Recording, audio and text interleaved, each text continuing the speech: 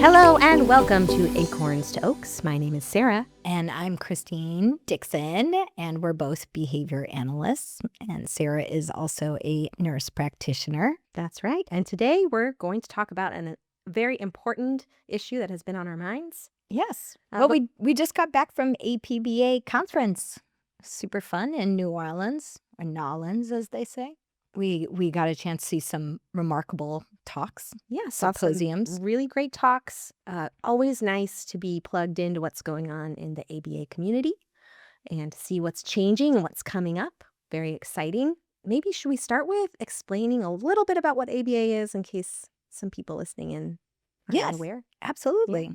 So ABA is applied behavior analysis. It is a natural science in which we take it all the way back to the scientific method, where we identify a problem, we make an observation, we determine a variable that's impacting the problem, and then we change the variables to make positive, meaningful progress and meet goals for. Absolutely.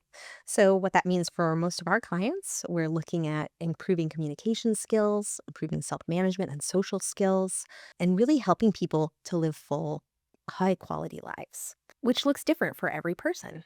So important, yes. And cultural responsiveness. So, Nurture Nature is a private practice that we have had the pleasure of running for 10 years.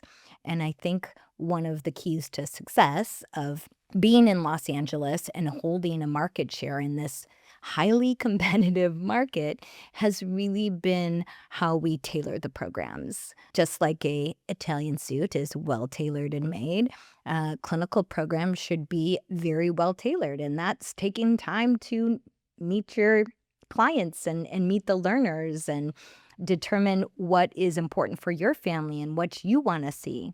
I remember at the conference, someone was like, "We don't take the time to ask that question." And Denise, the other owner of the practice, turned to me and she's like, "That's the first question we ask." It's like, usually we meet them pro bono to ensure that they're a good fit for us and we're a good fit for them, our methodologies. And then we start asking them questions, what do you want to see for your child? Are there behaviors you want to decrease? Are there behaviors you want to increase? What's important to you? What is your biggest challenge of the day? Always embedding in self-advocacy and compassion and do no harm. And we've been doing that way before it was popular. Absolutely. And I think that's a really good point because you hear a lot about ABA now. Yeah. And some positive things, some not so positive things. It is a science that works. It may not be right for everyone, which I think is really an important part of why we ask these questions at the start, to see that we're a good fit, to see that we are going to help this family achieve the goals that they have for their child in their home, which may look very different than my home or your home, and may be something that really needs that individual attention so that it is a very helpful, quick, and effective method of improving lives. Yeah. And I think that's what really got us fired up about what we're going to talk about today. Yeah. And ABA is really based on reinforcement. And I have to say, the critiques of ABA, from what I heard, are very valid. Absolutely. I really don't regularly engage in the type of activities that are being critiqued. But I can see why, topics like ableism, it's a good conversation to have, good discussion.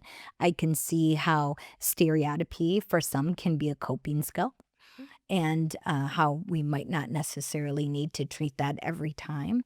Yeah. So I think the discussion is good. I think the discussion is good too, because any science, really, any type of human intervention will grow and change over time. Nothing really stays the same. Yeah, and that's why science is dynamic, ever-changing, ever-evolving, and I feel so blessed to be able to take clinicians to the conferences because that's what really keeps the science on the cutting edge. Sometimes we interview BCBAs and we always ask, like, what's the last conference you've been to? What associations do you belong to? And what's the last peer-reviewed article you read? Because being in the know is so vitally important to how you approach people. Absolutely. And I think just the changing nature of science, which you mentioned, I think that's really important to keep in mind as well, because if you're not staying on that cutting edge, if you're not looking at what is happening in research, what is happening in the industry, you can really be surprised, I think, in a not great way. So it's wonderful to go to these conferences and to spend time with peers and to listen to what's new and upcoming and what's working really well and what we can improve upon. Yeah, and we've seen this theme, and we kind of have an inside joke because for the last, I think, 4 years, we've really heard the theme of do better. Yes. And I like that theme because for me, more is more, and I always want to do better on a daily basis. So I'm always trying to elevate what we're doing, the treatments, the outcomes. Um, but at the same regard, I kind of disagree a bit with the do better theme of these conferences. Mainly, it started while we were still in the pandemic when we were working so hard, so tremendously hard during the pandemic as healthcare workers, Mhm. just being in it every day. Nurture Nature took 1 day off to restructure how we were going to do treatment, and then the next day we went back to work and we worked for 4 years in Los Angeles under pretty ever-evolving laws and contingencies. And so to go to the conference, I think it was, Jonathan Tarbox gave the opening speech of Do Better, and I was like, "I have just worked harder than I've ever worked in my entire life." A lot of academics come forth with Do Better. I'm skeptical, and that's one of our scientific attitudes is to be skeptical of new things. And so I think when we went to APBA, we heard a lot about the CAS new guidelines for ABA standards. And the guidelines are very important because there are several laws, both on the federal level and the state level, that govern these services. Before these laws were put into place, insurers really said horrible things to patients like, "Well, you have autism. There's nothing we can do for that," you You know? can't expect improvement. You can't expect to see long-term gains. So there's really nothing that we can provide. Yeah. And California, and I have to give shout out to Gina Green, because Gina Green really pushed the science forward in the laws and through advocacy. Autism Speaks, a remarkable, Lori Umbrum, remarkable advocacy in our field. But in California, we got SB 946. And this was a wonderful law that demanded that the insurers pay for ABA treatment for autism.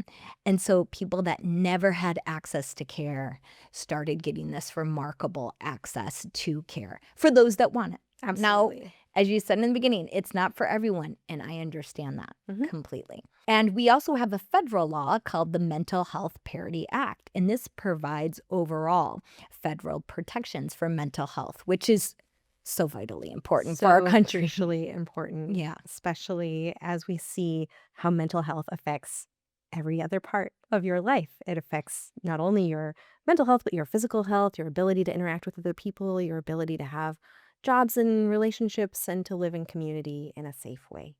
Yeah. So it's really exciting that so many gains were made. Yeah. Um, as we attended some conferences and heard sort of the perspective, I don't think that anyone minds being told, "Hey, we can improve. We can do better. Yeah. We can improve what we do, and it'll be great for our clients to improve what we do." And I love that. What I think can be a little difficult is if we get stuck on we've done so poorly. When I don't really think that's the truth. I just think that it Yeah. is an ever evolving science. We learn, we change, we grow, and that's a great thing.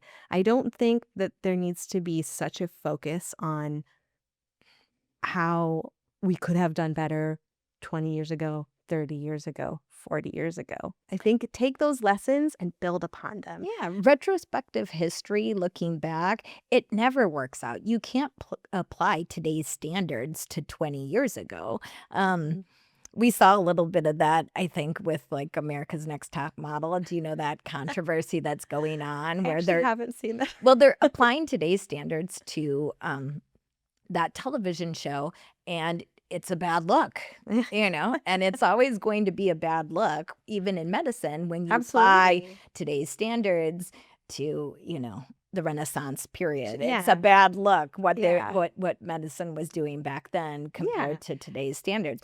One of the great things about the Mental Health Parity Act is it really stated that industries can make decisions determined on the industry standard, and that is the crucial part, is what is the industry standard, or what are the guidelines of our industry? And we felt so excited when CASP took over the guidelines for ABA because Lori and her husband Dan were amazing advocates, getting ABA in schools and in homes, and really defining several domains in which we could work within. Uh, but at APBA, we were kind of shocked, I guess skeptical, to find out that value-based healthcare is being embedded in our industry standard guidelines, which are due to be announced, I believe, at the CASP, the Council of Autism Service Providers conference coming up in Vegas. And so at APBA, we CASP put forth the repository, I think it is what it's called. And I noticed in the CASP guidelines that are going to be announced shortly that ABA industry standards are turning towards value-based healthcare. Yes. And I am highly skeptical about Yes. value-based healthcare.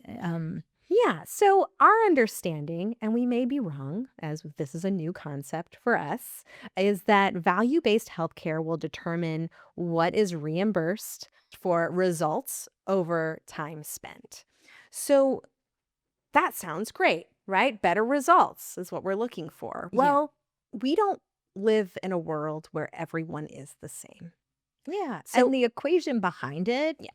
So the concept came from Michael Porter, who is a Harvard business professor and economist, Yes. business consultant. And I believe the equation for value-based healthcare is value equals clinical outcomes over cost, Correct. with cost being the denominator Mhm. and clinical outcomes being the numerator in terms of value. Yes.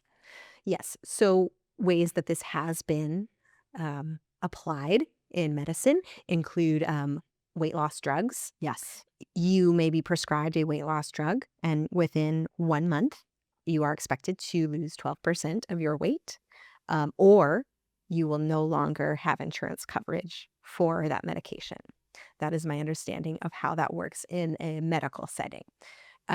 So you too are skeptical. I Because am this skeptical. is going to be a ginormous change. Absolutely. Yeah. And it's going to affect a lot of people.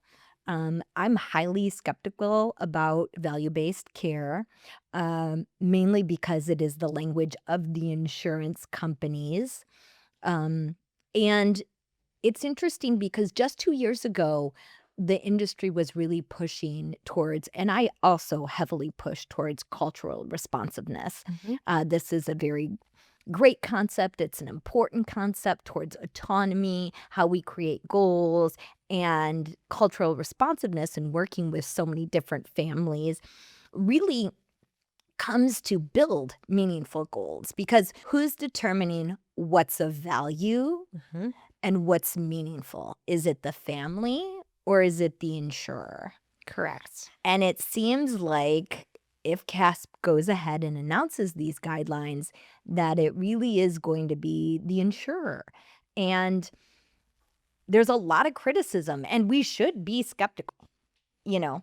And you're seeing it in the medical model as a Yes. nurse practitioner. Yes. So during my preceptorship, I did see that in the clinic space. And I think what that illustrates for me, it's very cut and dry when you're looking at a medication, right? I give you a medication, I see an outcome. But when that medication also requires behavioral change, there are a lot of factors, as we know, that affect behavioral change. And just giving a drug is not going to affect behavioral change. Um, when we are looking at our clients and we are taking into consideration not only cultural responsiveness, but also the socio-ecological model of all of the factors that interact with the child, the family, the community, all of these factors are going to affect behavior. Yeah, and that's really interesting because and maybe we're wrong, and this is our opinion, but, I really see a lot of systemic racism, right? Racism built into systems. Um, this seems to me that this is going to be another system where we're going to reward the people with the most resources Mhm. and give the people with the most resources the best healthcare, Absolutely. and the people that have real disadvantages and systemic disadvantages are going to be cut off from treatment based on you're not getting the clinical outcomes. And Absolutely. in the value-based care model, one of the most upsetting points about it is that the provider's pay is going to be determined by the clinical outcomes. Yes. And I think this is interesting in terms of how will we define what those outcomes are? And how are we measuring client success? Because if you think about it, if you have two families, you have one that has a lot of socioeconomic benefits. They maybe have money for childcare, they have money for enrichments, they have health care, they have a nice home in a safe neighborhood, they have green spaces that they can exercise in, they have access to healthy food. Those people are going to have very different outcomes than someone who does not have all of those benefits and access to all of those enriching activities and locations and resources. So, what we see and what we are concerned about, and this is our opinion, we don't know for sure, but what we see is a contingency that as behavior analysts, we are seeing possibly lay out in front of us. And that is the comparison between progress that's made when someone has access to all of those wonderful things versus progress that's made when someone does not have that access. And And we and we really have had the clinical experience. absolutely. We've been in the most posh, privileged homes in Beverly Hills Mhm. in Los Angeles, and we've also been in the poorest communities. And the differences in resources really impacts overall treatment outcomes. And here's how it does that. One, they're going to hire an advocate like Mhm. myself to get them better services at the IEP because pushback in the IEP means better services for the child, right? Two, they're going to be able to pay for private speech, Mhm. private OT. Those things make a difference, especially when we have phenomenal continuity of care and the goals that we write speech is working on, the Mhm. goals that OT has, we are also working on, because then you have many providers, both in school and at home, working on the same goals. Collaborating. Yeah. Versus a disenfranchised or marginalized community like the Latino population, where the parents might be working all day and the child goes to school. They don't have the education. Sometimes they do. And Denise Renteria Gonzalez became an advocate for that population in Los Angeles and has done a phenomenal job. They might be working, both parents working, like my parents did, until 6 o'clock. The children might be in after school programs where services may or may not be able to take place. And in terms of private speech and OT and play dates and birthday parties and social groups, and they might not have the money to do those things because those things Absolutely. do take money. They do. They do. Yeah. It's very difficult. Not everyone has the same access. Yeah.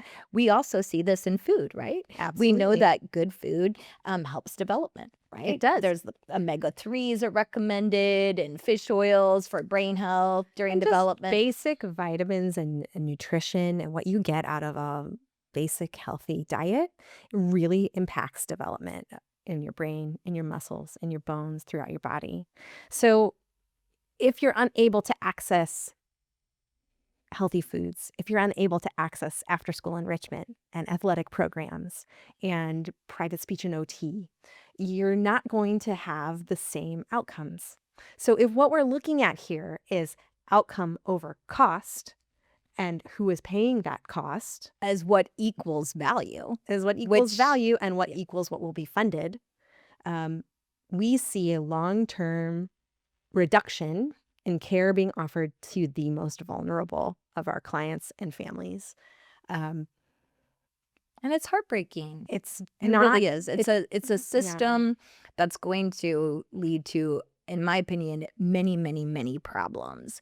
And the other thing is that behavior analysts use evidence-based practices and empiricism, right? We want to use things that have been studied, replicated with valid data before we use them on our clients. And here we're rolling into a model of value-based healthcare, which we don't know if that's going to produce the best clinical results because we've never really used that equation. Cost as the denominator is concerning. I agree. It is concerning. And I think as behavior analysts, we look at contingencies. And what contingency does this set up for the business owner? If you are going to be reimbursed based on progress over cost, as someone looking to stay in business, you may not be able to serve the clients that we would like to serve, which is everyone. And I Yes. think it sets up a really dangerous precedent in which people who have the highest needs will not be offered the service because the cost variable is what we're focusing on as a funding source is going to determine what is outcome that is beneficial or not. So I think I have a lot of questions. I'm Absolutely. interested to see how this was developed. If you look at a Yeah. policy cycle, you'll start with here's the problem. You should be including community. So the people who will be affected by whatever you're looking to implement in setting up this plan to improve services and reduce costs, if that's what we're looking at.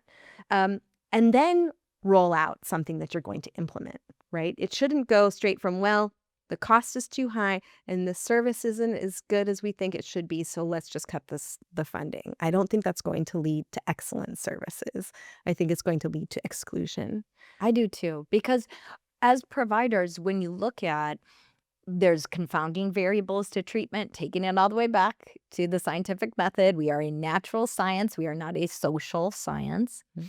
Um, but taking it all the way back, there's confounding and extraneous variables that impact treatment.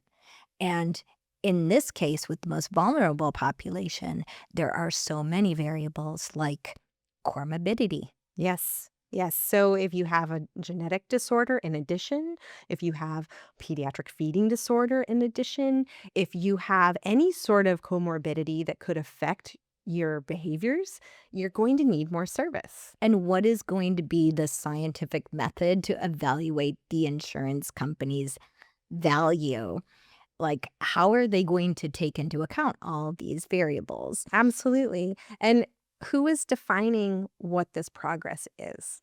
So are we paying a specific amount for being able to ask for things, to demand and to understand our environment? Are we paying a certain amount for being able to use the restroom? How is this going to be broken down? I'm really not understanding, and I wish someone would reach out Yes, and please let us help know. us. Please help us We understand. don't understand. We do need help, and Yeah. we want engagement, but I am very concerned that the most complex cases, which are the cases that I like to take on, Yeah. I'm one of the oldest behavior analysts in our practice, so I do try to take on the most complex cases.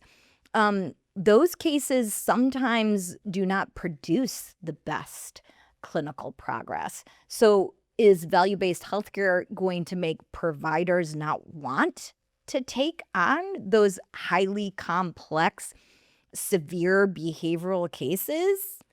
How are they going to quantify what is progress for an individual with those variables in mind? Are we looking at age? Are we looking at development? Are we looking at where they live, how much resources that they have access to? Are we considering comorbidities? I think there's a lot of questions in terms of how we're going to determine what was a high quality health outcome when we are not necessarily looking at individuals, but perhaps a bell curve, right? Yeah, so let's talk about a lot of those variables that impact treatment that are very real to people, and that would be someone passes away Absolutely. during a progress reporting period, which the Mhm. insurance company would say is at the 6-month mark, right? Yes. So the family dynamic can completely change. Parents get divorced, Mhm. parents get evicted, parents lose their home, parents move. They're in a new town. Family dynamics change all the time. The sibling has a severe, uh, medical condition. A parent has cancer. All these variables are going to severely impact treatment Mhm. and cancellations. Um, sometimes kids have highly compromised immune systems. Absolutely, absolutely. So, if we look at it through a socio-ecological model where we start by looking at the child may have comorbidities, medical problems. They may be in and out of the hospital for periods of time. They may be unwell for periods of time. If we were to look at the progress of that client versus someone that does not have those same challenges, they're going to be very different. So, will that be considered through this value-based model? If you move on from what is affecting the child specifically, but what is affecting the family, as you mentioned. There are changes with the family, there are changes with the parents, there are a lot of political things happening right now that might change where people want to live, that might change how healthy and safe they feel in the community. Um, then if you move into the community itself, right, we have economic problems that occur. We have industries changing. Maybe people lose their job. Maybe they have to move to a completely new place, have a completely new school, and all completely new therapists and speech and OT and medical providers as well. So I think there are so many variables that touch a child in terms of their behaviors and how they are supported within this model, which does affect so much more than just one interaction between one provider and one child. I think that we really need to have evidence that shows us how this is going to improve quality of care. Yeah, because that is the sell line from the insurance companies, right? Is that it's improving quality of care.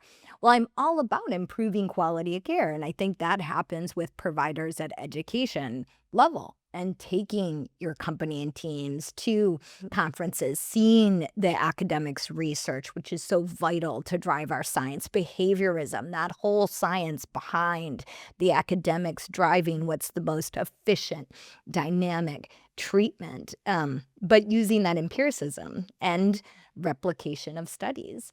ABA does a wonderful job graphing, right? Behavior analysts show progress through graphs, Mhm. right? That's one of the things that was on my board exam.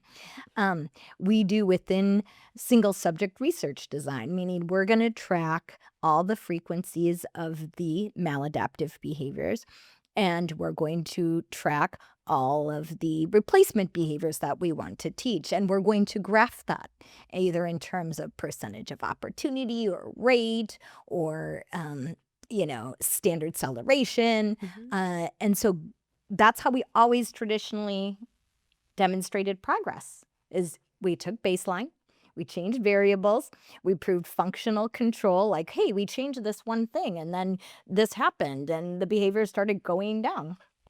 Um, it's just I don't see how we're going to get there, but help us understand Maybe it. we're missing something very big. Yes, and I'm open to I that. am as well. I think our concerns, though, are valid because we care deeply about our clients Yes. from all levels of socioeconomic access, from all levels of baseline functioning and different diagnoses. Um, And it stands against our values, which are compassionate care, individualized treatment, cultural responsiveness, diversity, equity, and inclusion. Those things are important to us. So, but please help us understand. This is just a brief conversation. We're just two behavior analysts, kind of talking about things we care about. But yeah, thank you so much for coming to the podcast, Acorn to Oaks, and still so much more to discuss about value-based healthcare. We have a lot of questions. So many questions. Please reach out.